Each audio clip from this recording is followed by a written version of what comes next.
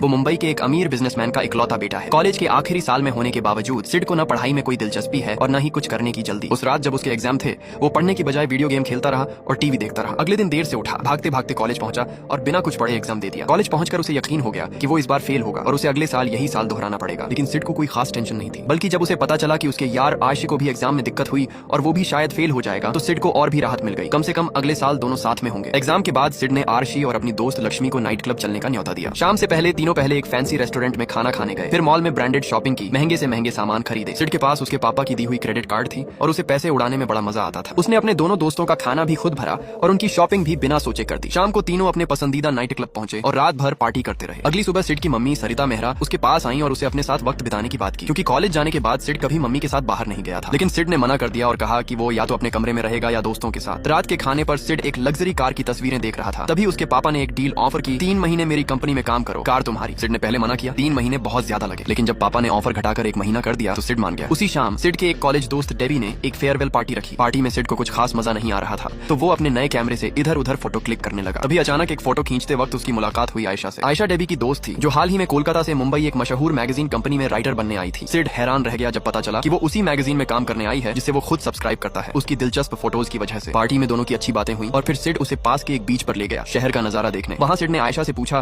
कि क्या उसे इतने बड़े शहर में अकेले रहने में डर नहीं लगता। आयशा ने माना कि डर तो लगता है, लेकिन बचपन से उसका सपना था कि वो दुनिया की सबसे बड़ी मीडिया कंपनी में राइटर बने और वो उस सपने को पूरा करने आई है। शाम को सिड ने आयशा को उसके होटल तक छोड़ा और अपना कॉन्टैक्ट नंबर दिया ताकि आगे बात होती रहे। अगले दिन सिड पापा की कंपनी पहुंचा, मुंबई की सबसे बड़ी फर्नीचर कंपनी। लेकिन उसने फॉर्मल कपड़े नहीं पहने, क्योंकि उसे लगा कि ऐसे कपड़े उस पर सूट नहीं करते। ऑफिस में घुसते ही सबने उसे शक की नजर से देखा। जब पता चला कि ये मालिक के बेटे हैं, तो कंपनी की सेक्रेटरी ने गर्मजोशी से उन्हें पापा के केबिन में बैठाया। पापा आए और साफ बोल दिया, यहाँ तुम भी बाकी सब जैसे ही हो, नियम फॉलो करने होंगे। पहले दिन सिड को कंपनी की सारी फाइलें ध्यान से पढ़ने का काम दिया गया, लेकिन जिस काम में दिल ही न लगे वो कब तक झेले। सिड जल्दी ही ऊब गया और घर जाने के बारे में सोचने लगा। उसी वक्त ऑफिस में उसे आयशा का मेल आया। उसने बताया कि उसका मुंबई की मैगजीन कंपनी में पहला इंटरव्यू हो गया। सिड ने जवाब में लिखा कि उसका पहला दिन कैसा रहा, कि ऑफिस में हर कोई इतना सीरियस दिखता है जैसे जीना छोड़ दिया हो। और जब वो ऑफिस की टेबल पर मजाक में डांस करने लगा, किसी ने मुड़कर भी नहीं देखा। आयशा ने बताया कि उसे जल्द ही नई जगह शिफ्ट होना है, क्योंकि जिस सराय में वो रह रही है वहाँ चूहे और कॉकरोच भरे पड़े हैं। सिड ने मदद की और मुंबई में किफायती किराए के घरों के कुछ कॉन्टैक्ट दे दिए। कुछ दिन पापा की कंपनी में सैकड़ों फाइलें पढ़ते पढ़ते सिड का दिमाग घूम गया और एक दिन वो ऑफिस छोड़कर चला आया। कार का लालच भी मन से उतर गया। इस बोझ के आगे वो लग्जरी कार भी बेकार लगी। उस दिन सिड आयशा के साथ एक किराए के कमरे को देखने गया, जो सान्या नाम की एक चुलबुली औरत का था। कमरा देखकर सिड निराश हो गया, काफी गंदा और बरसों से बेकार पड़ा था। लेकिन आयशा को कमरा पसंद आ गया, क्योंकि उसने सोचा कि वो खुद साफ करके और सजाकर इसे अच्छा बना लेगी। और ऊपर से घर की छत से पूरे शहर का नजारा दिखता था। खुली हवा में बैठने के लिए सिड ने आयशा की मदद की, कमरे को नया रूप देने के लिए जरूरी सामान खरीदा